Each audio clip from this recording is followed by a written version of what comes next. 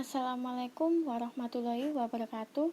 Perkenalkan, nama saya Lailia Rafidah dari kelas akuntansi KP2 2019. Di sini saya akan menjelaskan tentang sebuah kasus dampak keuangan pusat dan daerah di masa pandemik COVID-19. COVID sudah berjalan selama setahun di Indonesia. Begitu juga dengan kasus positif, angka kematian serta angka kesembuhan semakin bertambah dari hari ke hari. Perkembangan penyebaran COVID yang sangat cepat berdampak pada banyak aspek, diantaranya aspek sosial dan ekonomi. Kebijakan social distancing dan anjuran work from home yang diambil pemerintah Indonesia untuk mengurangi penyebaran COVID ini mengakibatkan beberapa sektor antara lain pariwisata, transportasi, manufaktur, keuangan, pelayanan publik, dan sektor lainnya mengurangi atau bahkan juga menghentikan aktivitasnya sementara sampai waktu yang belum ditentukan. Tentunya hal ini memiliki dampak yang begitu besar pada perekonomian negara, baik itu dalam skala makro maupun mikro. Pandemi COVID-19 diprediksi akan berakibat pada penurunan pertumbuhan ekonomi pada tahun 2020. Berdasarkan prediksi The Economic Intelligence Unit, sebagian besar negara akan mengalami pertumbuhan ekonomi negatif. Penurunan pertumbuhan ini diantaranya disebabkan oleh pelambatan ekonomi yang berdampak pada penurunan pendapatan negara. Selanjutnya, terdepresiasinya nilai rupiah, merosotnya indeks harga saham di pasar modal, hingga munculnya masalah likuiditas mengakibatkan terancamnya stabilitas perekonomian. Dampak pandemi COVID-19 juga menyerang berbagai organisasi atau instansi, baik yang berskala besar maupun kecil. Pada organisasi besar, pandemi ini juga dapat berdampak karena fixed cost yang harus dikeluarkan relatif besar, sementara arus pendapatan pasti akan menurun. Kondisi yang sama juga berlaku pada sektor pemerintahan. Penurunan pendapatan dialami karena penurunan aktivitas ekonomi masyarakat, sementara terjadi peningkatan belanja pemerintah, khususnya untuk bidang kesehatan dan sosial. Pada bulan pertama, mungkin pandemi COVID-19 belum terlalu berdampak besar pada keuangan pemerintah, karena masih dapat memanfaatkan ketersediaan dana yang masih tersimpan. Namun, apabila pandemi ini tidak kunjung membaik, dampak keuangannya akan mulai dirasakan pada beberapa bulan berikutnya, karena adanya penurunan pendapatan yang tajam dan masalah likuiditas. Tahun 2020 menjadi landasan pelaksanaan kebijakan refocusing dan relokasi anggaran pemerintah.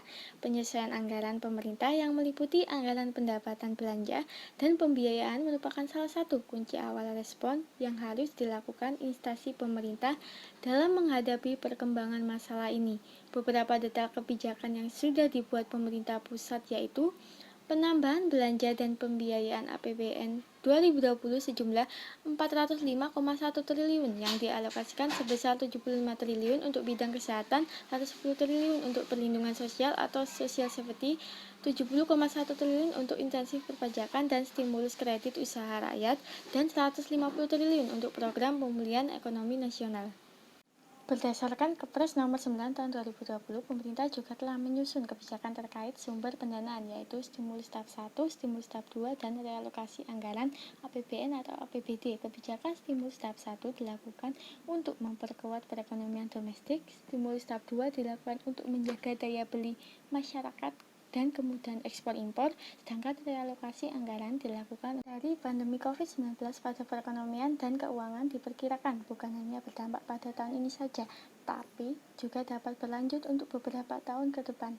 Oleh karena itu, perlu dilakukan antisipasi yang memadai diikuti oleh pengambilan keputusan secara tepat, khususnya bagi instansi pemerintah untuk dapat meminimalisasi dampak negatif pada sektor ekonomi dan keuangan negara.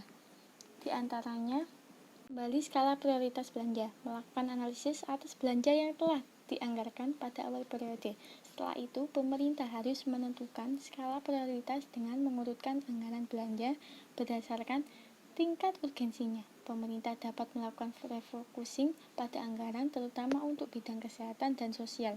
Refocusing anggaran belanja ini juga perlu dilakukan karena merosotnya asumsi anggaran pendapatan. Yang kedua, realokasi belanja. Kegiatan ini bisa dilakukan dengan mengurangi atau menghentikan sementara kegiatan pembangunan infrastruktur maupun kegiatan investasi lainnya. Direalisasikan untuk pengeluaran penanggulangan COVID-19. Pemerintah dapat juga melakukan pemangkasan pada belanja-belanja tertentu. Yang ketiga, percepatan transfer pemerintah pusat ke pemerintah daerah. Kelancaran dana transfer dari pusat kepada daerah menjadi salah satu kunci penyelesaian masalah pendanaan untuk mengatasi COVID-19 di daerah, karena pemerintah daerah akan sangat tergantung dari kelancaran dana transfer dari pusat. Yang keempat, penetapan kebijakan relaksasi perpajakan pusat dan daerah. Memberikan stimulus kepada sektor bisnis dan masyarakat, perlu dilakukan pengurangan beban, penurunan tarif, pajak, serta perpanjangan waktu pelaksanaan hak dan pemenuhan kewajiban perpajakan.